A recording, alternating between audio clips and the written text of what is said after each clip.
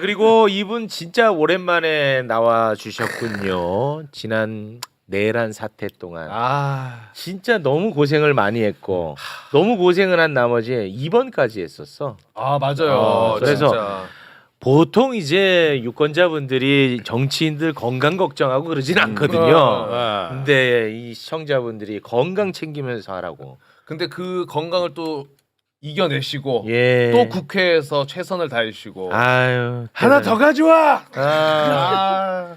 하여튼 이분 앞에서 네. 테이블 타임만 보이면 이분은 흥분해 눈이 돌아가요. 맞아요. 테이블 타임만 보이면 눈이 돌아갑니다. 맞아. 박선원 의원님 박수로 맞이합니다. 네, 안녕하세요. 그 케이블 타이가 아니고 플라스틱 수갑이라니까. 플라스틱 플라스틱 소감. 소감. 네. 수갑이. 아유 오랜만에 뵙겠습니다. 네, 고맙습니다. 우리 저 박선원 의원님 이제 나오셨으니까 예. 그 김현태 707 특임당장 예. 얘기를 또 안 할 수가 없어요. 예. 기자가 헌재에 나가가지고 우리 매불쇼랑 박선원 의원님 명예를 예. 또 훼손하지 예. 않았습니까? 예. 가짜 뉴스를 만들어내는 사람들이라고. 맞아요. 본인이 그 다 가짜 뉴스였고 다 거짓이었단 그렇죠. 말이죠. 네. 근데 실제로 그 김현태가 플라스틱 수갑으로 네.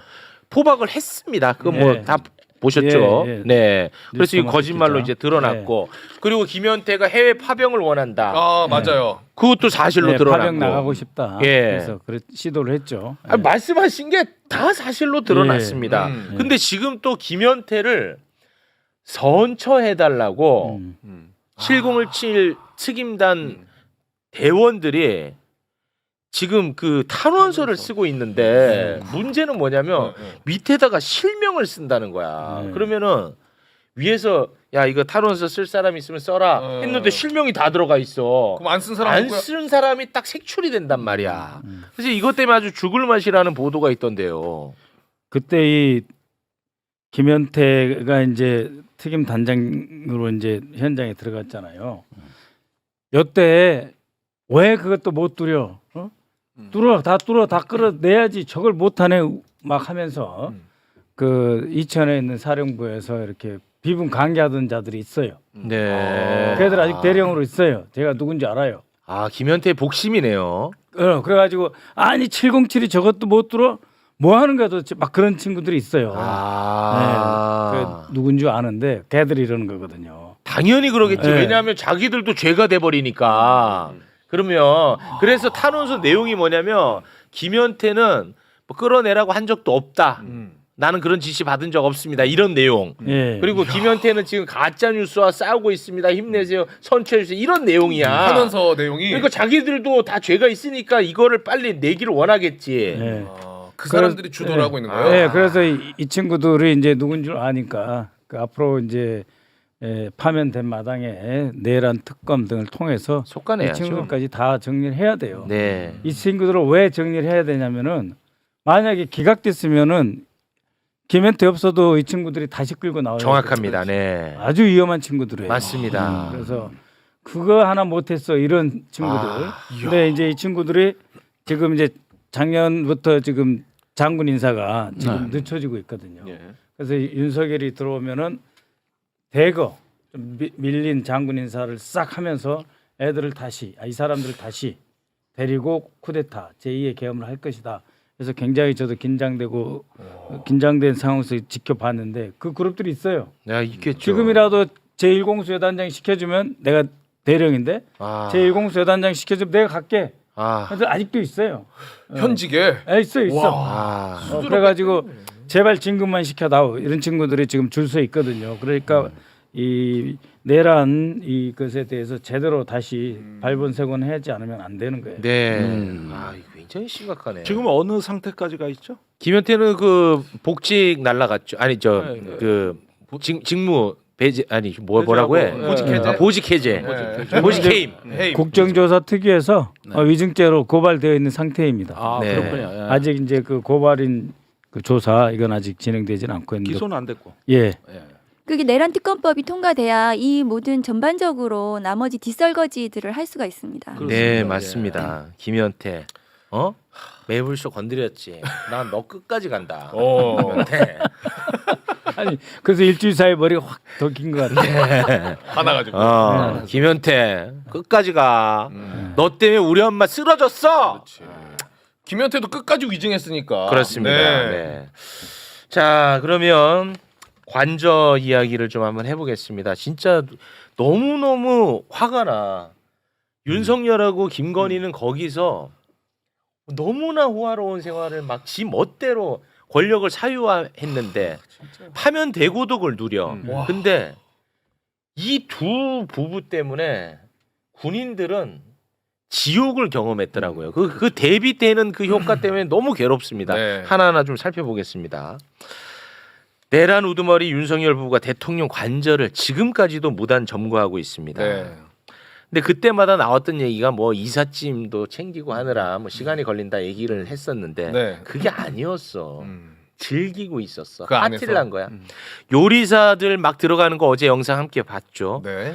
근데 외부인을 막 불러가지고 거기서 파티를 한 거야. 근데 심지어 대통령이 아니잖아. 하면 됐잖아요. 대통령실 직원 조리사들이 가서 요리도 했다는 거야.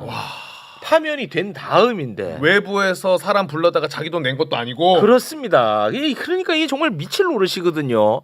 일단 오늘도 다시 한번 그 관저로 들어가는 요리사 그리고 그 탑차라고 하죠. 냉동차. 네. 그거 좀 한번 보겠습니다. 야, 막 뛰어가네. 아, 윤석열에게 맛있는 음식을 해주기 위해서 파티를 위해서 분주하게 저 탑차가 계속 들어가고 나가고 저럽니다. 와. 오후 5시면은 딱 이제 파티 준비하는 거네. 아, 이게 무슨 뭐 서민들 불러가지고 고마운 마음 전달하고 이게 아니야. 네. 정말 천하의 나쁜 정치인들 불러가지고 내란을 옹호했던 정치인 불러가지고 저렇게 파티를 벌이는 겁니다. 어제 봤더니 또 윤상현하고 전한길이가 네. 또 갔더라고. 맞아요. 그래가지고 또 전한길이가 사진을 이렇게 또 공개를 했습니다. 그러면서 전한길이가 윤석열한테 들었던 얘기를 세상에 또 알리고 있던데 어떤 얘기를 했답니까? 전환길이가 했던 얘기를 들어보면 이렇습니다. 아, 이게 나야 감옥 가고 죽어도 상관없지만 우리 국민들 어떡하나 청년 세대들 어떡하냐라고 얘기했다고 그러고요. 윤석열이 네, 지난 겨울 석 달 넘게 수천만 명의 청년들과 국민들이 탄핵 반대, 자유민주주의 수호를 외치며 차가운 아스팔트 위에 섰는데 그분들께 너무 미안해서 잠이 오지 않는다. 이런 소리를 했다는 거야, 윤석열이. 윤석열 때문에 국민이 고통받았고 청년들의 미래를 망쳤습니다. 그러니까요. 이게 지금 할 소리입니까? 자기 때문에 얼마나 많은 사람들이 희생을 당하고 청년들의 미래가 망가졌는데 이걸 지금 말이라고 하는지 모르겠어요. 아니 그런데 전 국민을 상대로 지금까지 사죄를 한 적이 없어요. 맞습니다. 한 네. 번도 없어요. 한 번도. 예. 오로지 계속 했던 그 집회 세력들이에요. 시위했던 청년들. 맞아요. 야. 그 사람들. 네. 아스팔트 위에서 했던 사람들이라고 맞습니다. 안 써 있습니까? 네, 예. 딱 딱 그 그거예요. 사람들을 향해서만 계속 메시지를 내고 있습니다. 그러니까 이게 저기 리비아의 그 독재자 가다피가 한 말이 있습니다. 아, 카다피. 예, 나중에 이제 저기 살해당했지 않습니까? 네. 그 나를 사랑하지 않는 국민은 살 가치가 없다. 아, 그러니까 당연히 국민은 나를 사랑해야 되는 거고 나를 해야 되는데 이런 탄핵까지 오고 뭐 여론이 이상하게 돌아간 건 국민이 나를 배신한 거예요. 근데 그게 히틀러와 가다피의 사고 방식이었습니다. 아. 실제로. 독재자들은 인식이 그래서 절대 비슷합니다. 국민들한테 사과 안 했다는 그러네. 거죠. 네. 예. 이게 국유재산 그 무임 사용료. 그래서 이걸 받아야 돼요. 국유재산에 대한 무담 점유에 대해서는 정확하게 이거 벌금 형식으로 징구를 해야 돼요. 맞습니다. 그 한덕수가 왜 그 사표를 반려했겠어요? 한덕수가 정진석 비서실장 등 사표를 반려하는 순간 이 사람이 이 자리에 머무르기가 정말 면목이 없잖아요. 네. 그러니까 다 같이 써라, 보자 해라 해가지고 사표를 반려한 거 아니에요? 그래서 이 그 우리나라에 있는 5성급 호텔 프레지던셜 스위트 가격이 2~3천만 원 하거든요. 네. 숙박비만. 네. 거기에다가 최하 20만 원 정도의 그 똑같은 5성급 호텔의 이 케이터링이라고 하잖아요. 주문, 네네. 식사 이런 것까지 전부 하면은 하루에 적어도 한 3억 가까이 받아야 돼요. 그래서 한 20억 받아야 돼요. 네. 그렇지 않으면 그 업무상 배임이 되는 거예요. 그렇습니다. 이거는 행안부나 기재부에서 이거 감사 받아야 되는 일이에요. 정확합니다. 그래서 이런 일이 없도록 해야 되는데 방금 말한 대로 지금 오늘 5시에 블루팍 민주당 그 유튜브에서 실황 중계하기로 했는데 안 할까봐 걱정인 거 아니에요 또. 관저 방을 안 뺄까봐. 이번 네. 주 하루 더 좀 이따 주말 좀 갔다 가면 안 될까? 이 정도로 뻔뻔스러운. 아니, 그러니까 이게 구상권 청구를 한다 이런 얘기가 윤석열을 괴롭히기 위함이 아니라 전혀 아니에요. 이거는 진짜 원칙에 대한 원칙대로. 부분이죠. 그렇죠. 그러니까 이런 원칙이 계속 양보되니까 한덕수가 지 멋대로 계속 할 수가 있는 거예요. 맞아요. 원칙이 하나하나 다 지켜지면 어떻게 합니까 그런 짓들을. 우리도 퇴직하면 안 가 있잖아요. 퇴직하면은 잘못 쓴 부분. 예를 들면 자기 부인을 데리고 와서 찾다. 아, 네. 그러면 다 돈 내요. 걸리면. 네. 그래서 그렇죠. 많이 낸 사람들도 실제로 있어요. 이 형사적으로는 그러니까 나중에 구상 청구를 하더라도 이미 업무상 배임 그다음에 예산 전용 예산을 잘못 사용한 부분은 국고손실죄가 될 수 있습니다. 그리고 그 대통령실 뭐 요리 행정관들을 동원했다면 그것은 직권남용에 해당할 수 있습니다. 그래서 뭐 윤석열 지금 숨쉬는 순간순간 계속 직권남용 범죄를 저지르고 있는 거라고 저는 네, 생각합니다. 맞습니다. 그리고 이 뭐 이거 좀 소소한 얘기인데 아까 그 전환길 사진 다시 한번 좀 올려주시겠습니까? 네. 저 뒤에 보면은 뭐 정자 같은 거 하나 있지 않습니까? 네. 예, 저게 그때 우리가 네. 한참 많이 다뤘던 겁니다. 저게 2023 광주 디자인 비엔날레 네. 출품한 작품이야. 근데 이거 맞아. 김건희가 그때 간 거야. 보고 이제 자기 눈에 든 거지. 네. 그래서 이거를 증축을 해가지고 관저에다가 갖다 놔버린 거예요. 맞아요. 뭐 다뤘네. 예. 근데 저 증축한 비용만 해도 8천만 원이야. 근데 저게 이제 갖다 놓으면은 저게 이제 건물이 되니까 등기를 해야 되는데 당시에 지금은 좀 모르겠습니다. 네, 네. 이 등기가 안 돼 있다. 맞아요. 해가지고 이거 논란이 됐죠. 논란이 좀 됐었던 게 바로 저겁니다. 네. 그러니까 모든 게 나는 하고 싶은 말이 뭐냐? 김건희 마음대로 대한민국이 흘러갔다는 얘기를 하고 싶은 거야. 야 이거 마음에 드는구만. 이 관저에 좀 갖다 놔 한 거야. 그러면 뭐 법적인 거 다 빼고 그냥 실어다가 옮겨 놓는 거고. 뭐 어떻게 했는지는 모르죠. 왜냐하면 저 소유권을 갖고 있는 저 작가분이 이런 방구도 하지 않고 있어요. 여기에 대해서. 그래서 그 상황 계약 관계는 몰라요 아무도. 네. 근데 자기 멋대로 했다는 얘기를 하고 싶은 거야 나는. 윤석열도 자기 멋대로 지금 하고 있는 거고. 네. 사람 불러다가. 어느 정도로 김건희가 멋대로 했는지 이번에 또 새로운 보도가 하나 나온 게 있거든요. 네. 진짜 대단합니다 김건희. 김건희는 관저 내에서 살다 처음 봐요. 산책하는 걸 좋아했나 봐. 관저 내. 산책이야. 양보해. 아이고, 산책할 수 있지 할 뭐. 수 있지. 네. 근데 산책하다 보니까 거기에 그 방탄 기갑차가 있나 봐요. 그 안에. 네. 그 기갑차를 한번 좀 보여주시겠습니까? 이 기갑차를 또 보니까 이게 또 눈에 들어왔나 봐. 김건희가. 아까는 정자 작품이 눈에 들어왔고 이번에 기갑차가 눈에 들어온 거야. 그래서 어떻게- 김건희가 이거 나 운전 한번 할게. 빨리 나 운전할게. 나 운전면허 있어. 빨리 했는데 이제 그 거기에 있었던 55 경비단 그 군인이 이건 운전할 수가 없다. 이 군 면허가 있어야 할 수 있기 때문에 옆에 타시면 제가 부릉부릉 드라이브 한번 시켜드리겠습니다. 해서 드라이브를 싹 했다는 거예요. 기갑차 타고. 기갑차를 타고. 나는 그게 계엄을 기획한 신호라고 봐. 그래서 계엄이 된 거야. 그 김종대 의원님 기억나요? 이게 어떤 거냐면은 1시 새벽 1시 1시부터 청와대 이야기 1시부터 저 위에 그 기관총 사수가 타요. 그래가지고 그 청와대 경내를 시속 한 70km 달리는 차예요, 저게. 그래서 이게 그 누가 들어오지 않나 해가지고 계속 도는 차예요. 이게 청와대 그 담장 안쪽에서 경비하는 그 기관총 사수가 올라타 있는 차거든요. 그러니까 이제 새벽에 퇴근하면 저거를 이제 볼 수가 있는데 그때 보면 굉장히 무시무시한 차예요, 저게. 근데 그거를 서 있는 걸 보고 타고 싶다고 그러니 이게 장난감으로 느낀다는 거 아니에요? 그러니까 저 장난감으로 그러니까 이번에 드라이브 한번 했잖아. 네. 하고 났더니 이게 이제 55 경비단에서 하는 거거든요. 일반 사병들 있는 데죠? 예, 그렇습니다. 55 경비단의 간부가 이 얘기를 듣고 네. 야, 그럼 다음에 또 우리 김건희 여사 이거 관심 가질 수도 있으니까 재원 외워라. 재원. 물어본다 브리핑 이거지. 쫙 해야 된다. 브리핑. 전장은 얼마고? 얼마고요? 뭐 드라이브 할 때는 창문은 제가 열어드리고요. 뭐 이렇게 갖고 이렇게 이거를 다 또 준비를 시켰다는 거야. 그러면은 우리는 지금 웃으면서 얘기할 수 있지만 실제 거기에 있었던 55 경비단 군인들 마음을 생각해 보시라고.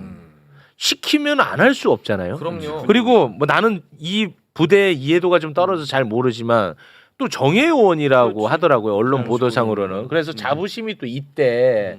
근데 이따위 것들을 계속 시키니까 너무 자괴감이 들었다는 거야. 그래서 관련해서 인터뷰를 했는데 어느 정도였냐면 또 김건희는 갑자기 불시에 나 외출한다고 얘기를 한다는 거야.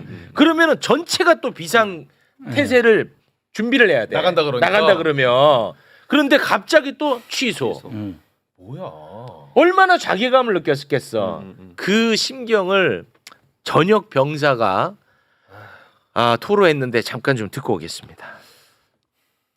밥 먹다가 중간에 뛰쳐나가는 경우도 있어서 몇 분인지 세봤는데 105분 동안 나가지 않고 이렇게 상황만 걸어두고 있다가 갑자기 취소하는 경우도 있었고 몇 분 해보면은 정말 황당하고 자기가 뭐하고 있나 이런 생각도 들고 1주년이었나? 대회에 그쪽 55경비단 병사들이 있어서 이제 차가 지나갈 때 박수를 쳐주자고 계획을 했었는데 무산이 됐습니다. 55경비단은 진짜 말 그대로 윤석열 팬이라서 들어온 것이 아니라 자부심도 많이 있고 이런 병사들인데 아니 전두환이가 이랬어요. 전두환이 됐어요. 옛날에 그 청와대 쭉 들어가면은 봉황 있는데 분수대 있잖아요. 네. 갑자기 내리는 거야. 야 사세요. 갑자기 내려. 어. 그러면은 그때 경호가 나를 경호하는지 안 하는지 체크한 거예요. 와. 이제 그거를 이제 청와대 주변에서 할 때까지 참았는데 언제 한 번은 제주도 가가지고 노형동 이런 데 가가지고 갑자기 세워 그래가지고 49살에 쿠데타 해가지고 만 50살에 대통령이 됐거든요. 네. 그 대구공고 축구 골키퍼 선수 출신이에요. 그 체력이 좋았지. 갑자기 뛰어. 나 잡아봐. 그래갖고 나를 보호하는지 안 하는지 테스트하고. 충성심을 그런 식으로 확인했다는 그랬던 거야. 사람이에요. 그걸 어떻게 김건희. 근데 제가 볼 땐 충성심보다도 불안감이야. 저는 그렇게 보이거든요. 그러니까 혹시나 자기가 어디 당하지 않을까. 뭔가 나쁜 짓 한 사람, 뭔가 좀 이 구린 사람들, 이런 사람들은요 누가 나를 공격할지 모른다는. 그러니까 박정희도 그런 거 아니에요. 그럼 불안감이 있는 거지. 자기도 못 믿는 거야 누구를 밑에 있는 사람도. 그러니까 나 경호 똑바로 해야 돼. 안 하면 큰일 나. 이런 불안감을 표현한 거라고 근데 생각해요. 김건희는 국군 통수권자도 아니고 그냥 김건희 뭔데? 아니 놀이가 된 건데 여기가 우리가 55 경비단을 좀 이해할 필요가 있어요. 네네. 이게 과거에 청와대 외곽 경비하던 부대입니다. 그 북악산이 있지 않습니까? 청와대 뒷산. 그 라인을 지키는 부대예요. 이 미사일도 있어요. 벌컨포도 있고. 그 중무장 부대입니다. 그래서 여기가 한남동으로 옮겼다 하더라도 사실은 외곽 경비해야 되는 부대인데 오늘 아침 뉴스공장에서 요즘 양지열 변호사가 진행을 하는데 네. 이 경비단이 이걸 꽃보직이라고 얘기를 하는 거야. 서울이고 중심지에 있고. 근데요 전국에서 제일 고생하는 부대입니다. 여기에 양지호를 비난하면서 그렇게 하지 마시고. 네. 모르더라. 아무도 모르는 얘기를 양기현이가 꽃보직이라고 잘못 이야기하더라. 그런데 여기가 내가 청와대 있을 때 그 어떻게 근무하는가 보니까 그 대통령 숙소 넘어 산을 지키니까 김신조를 막았던 그 그치 아닙니까? 그 자리에 그 자리. 그랬는데 대통령한테 음식 냄새가 풍길까봐 얼음 밥과 국을 먹더라고. 아이고. 그래서 이제 그것도 알았으면은 그렇게 안 해도 된다는데 산에 있으니까. 아이고. 트레일러로 이렇게 해가지고 그러니까 거기 한번 신병이 전입돼 오는데 청와대 오래 근무한 그 직원들이 쟤들 고생하러 오는구나. 안쓰럽게 보더라고. 정말 정예 그리고 헌신하는 부대예요. 아이고. 근데 이거를 갖다 비상을 걸고 막 밥 먹는데 해제하고 이렇게 되면 어떻게 되느냐? 아이고. 기본 임무 수행 체계가 무너지는 겁니다, 이게. 네. 그러면서 이런 식으로 우리를 굉장히 고생하고 자부심 있게 하려고 어떻게 그걸로 버티는데 네. 이런 식으로 뭐 개 데리고 나가는데 그냥 경호하라 그래. 죽을 마실 거야. 똥개도 아니고 말이요. 네. 그래서 이거는 그냥 우리가 이렇게 들어서 그렇지 그 생활을 살펴보고 이해를 하면은 이게 얼마나 저기 뭐냐 그 병사들에 대한 어떤 굴욕감인지 맞습니다. 그걸 다시 한번 보셔야 돼요. 네. 근데 뭐 이런 평시에도 이렇게 고생을 하는 분들이잖아. 네. 평시에도. 그런데 윤석열이가 이제 계엄을 딱 선포했지 않습니까? 네. 그러니까 관저에서 근무하던 병사가 한 100명쯤 되나 봐요. 관저에. 그러면 그 사람들에 맞춰서 그 부대 시설이 있을 거 아니겠습니까? 그렇죠. 뭐 숙소라든지 뭐 식당이라든지. 그렇죠. 근데 계엄 선포를 딱 하고 대통령실 있잖아.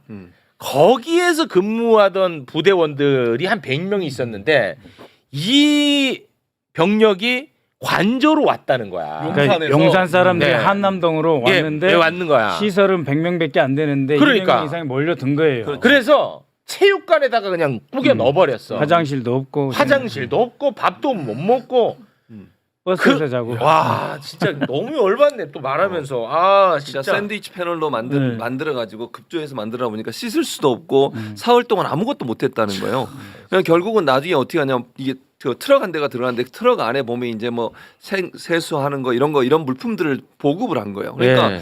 자기들은 원래는 건물 안에 숙소가 있어 그 숙소에서 생활했었는데 그걸 못하게 만들고 3일 동안 자기를 지키라고 윤석열 김건희가 그 군인들을 엄청나게 고생을 시킨 거잖아요. 결국은 이런 상황이 벌어지고 있었다는 거죠. 그리고 이 분들을 체포 집행을 막기 위해서 인간 방패로 썼다라는 얘기가 나온 적이 있어. 아, 네, 네. 근데 그때 경호처에서 아 그런 적 없다. 군인은 우리 안 불렀다 이 얘기 했거든. 맞아, 맞아요.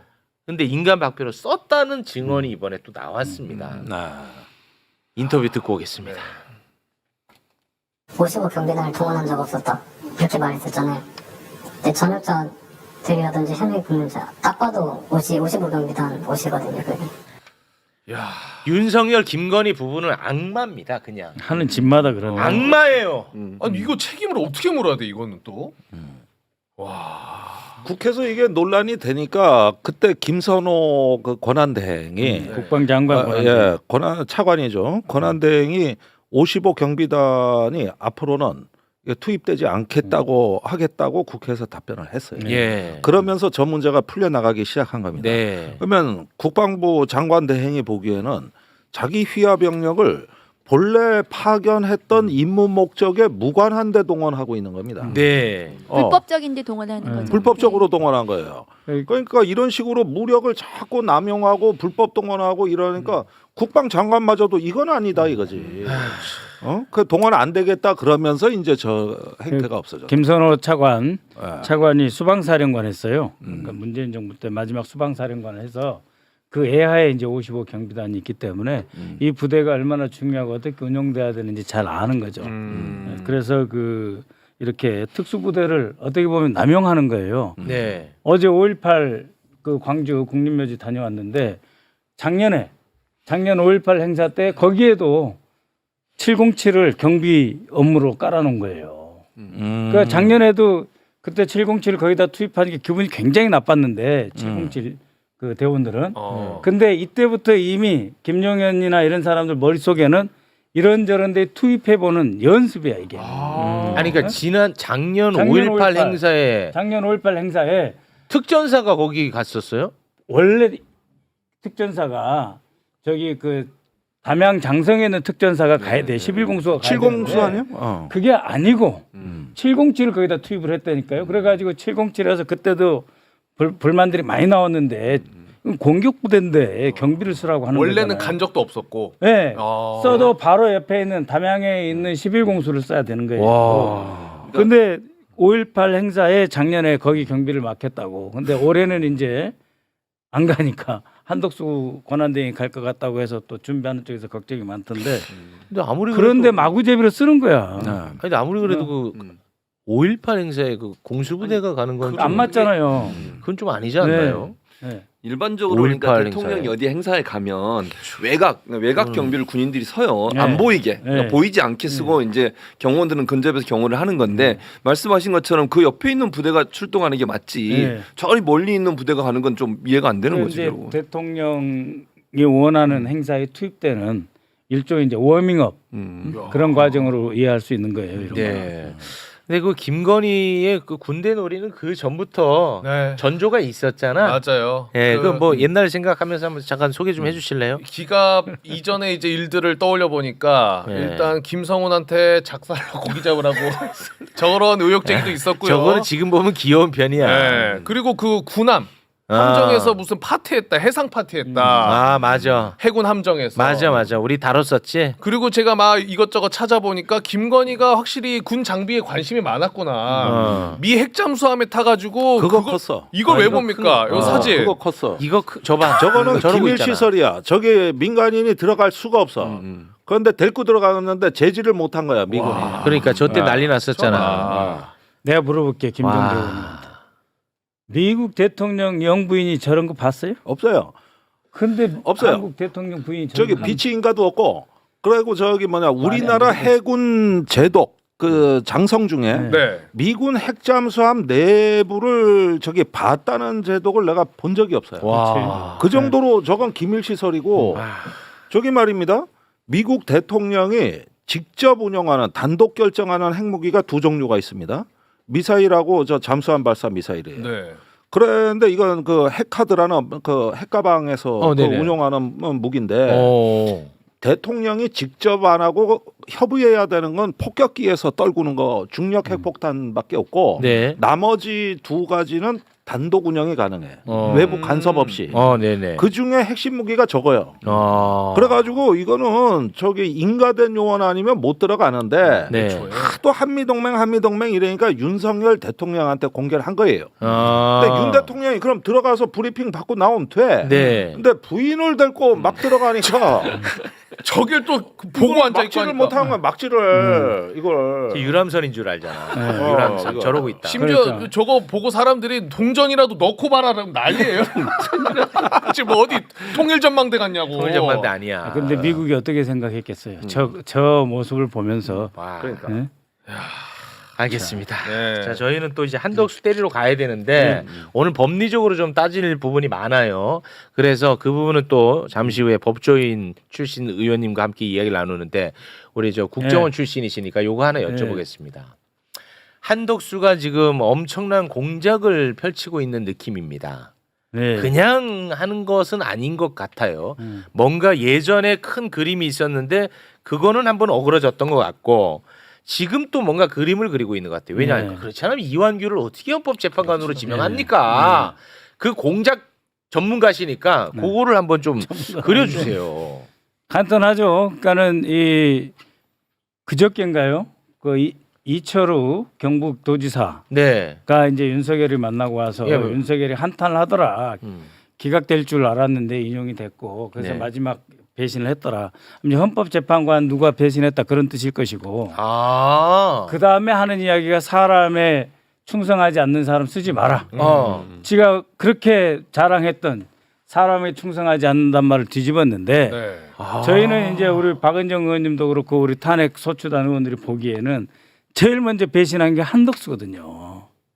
누가 누구를? 한덕수가 윤석열을 국무회의 깔끔하게 그거. 배신을 했거든요. 그렇지 증언은 그렇게 했지. 국회에 나와서도 그렇고 헌재에 나와서도 그렇고 국무회의 없었다 해서 깔끔하게 배신을 했는데 네. 그럼에도 불구하고 네. 나는 살아남으리 어. 해서 내란죄 부분에서 자신이 살아남을 수 있다는 것을 확신하는 순간 박근혜의 반기문 카드 그러니까 윤석열의 한덕수 카드가 이제 생각이 난 거죠.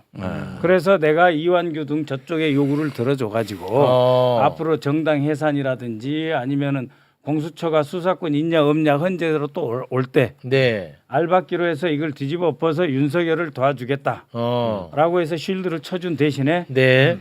나 좀 도와주시지 해서 나는 언제든지 꽃길을 갔다. 꽃길을 갈 수 있다. 심지어 노무현 정부에서 국무조정실장까지밖에 못했는데 2007년 초 봄에 우리한테 와서 한미 FTA 설명을 하러 왔어요. 한덕수가 사표 낸 다음에요. 그러더니 금방 국무총리가 되더라고. 그러한 소환이 있는 사람이에요. 그래서 이렇게 배신을 했음에도 불구하고 윤석열이가 절대 버리지 못하는 카드로 다시 살아남아서 자신이 이 다음을 도모하겠노라. 아니 그러면은 라고 하는 게 지금 그러니까 한덕수가 윤석열 쪽에 줄 수 있는 것은 있습니다. 예. 그래서 선물한 것까지는 했어요. 맞습니다. 예. 근데 그럼 한덕수가 받을 수 있는 건 뭐예요? 아니 후보죠. 대선 후보? 네. 아 그래서 계속 띄우는구나. 그러니까 지금 이 대통령이든 아. 누구든 우리 이제 전당대회 같은 거 해보잖아요. 네. 그럼 내가 내 지역구에 그 대의원이 100명이 있어. 그러면 대개 이제 전당대회 때 1인 2표였거든요. 그러면 200표잖아요. 이거를 나눠주는 거예요. A 후보한테 70표, B 후보한테 50표 이렇게 쭉쭉 나눠주잖아요. 그러면은 그 중에 한 서너 표밖에 누수가 안 생기고 거의 그대로 가요. 아 그런 것처럼 이제 윤석열은 한 얼마는 김문수한테 주고 또 얼마는 오늘 또 나경원 저 출마 선언했잖아요. 네.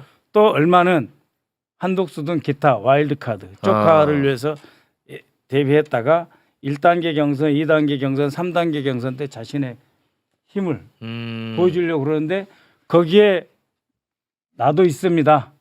와 한독수도 있네.